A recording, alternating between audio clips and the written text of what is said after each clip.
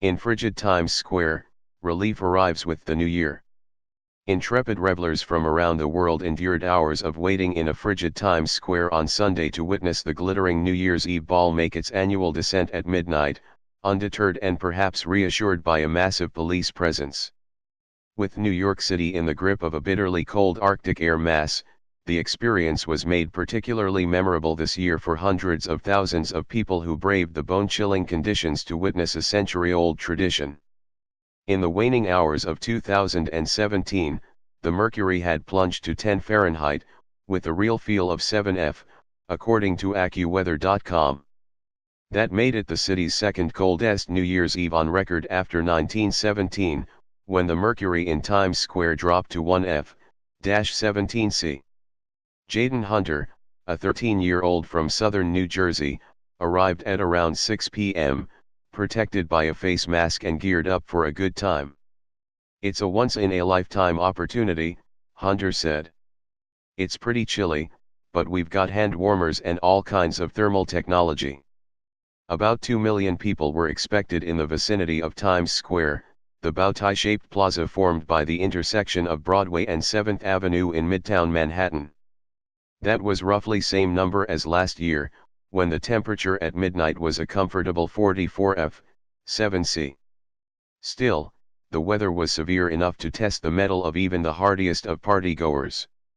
Alejandro Garcia, 32, of Barcelona, Spain, said the only thing that stood between him and leaving early for a warm hotel room was his girlfriend, graduate student Gamma Elias, 28. "I'm freezing to death out here," Garcia said, a few hours before midnight, wrapping his arms around Elias. "But she wants to stay." Like tens of thousands of others, the couple stood in one of dozens of fenced-in enclosures set up for blocks along the square. After hours of waiting, they were rewarded with a spectacular view of the giant ball as it made its annual, 1-minute descent on the southern end of the plaza. Greg Packer, 54, a retired highway maintenance manager from Huntington, New York, had a prime spot on West 43rd Street after arriving at 7 a.m. "It feels more like Antarctica than New York. But everybody in the world is here," he marveled, glancing around at the crowds in nearly every direction. "And I'm here." The crowds counted down the final hours of 2017 with a lineup of live musical acts including Nick Jonas, Neil Diamond, and Andy Grammer. Mariah Carey returned to the Times Square stage as well, pulling off a smooth performance after the embarrassment of last year's technical difficulties.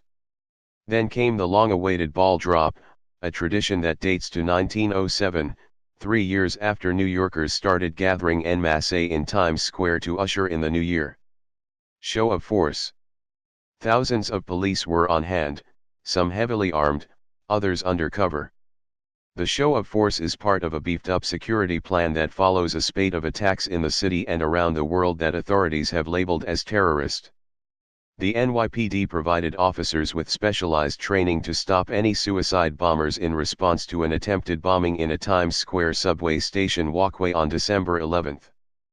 Police deployed observation teams trained to spot snipers. There were also more explosive detecting dogs and more officers positioned throughout the area this year. People hoping to see musical acts and other entertainment up close in Times Square had to pass by heavily armed officers and dogs. They went through a magnetometer to check for weapons, had their bags inspected, then repeated all those steps a second time.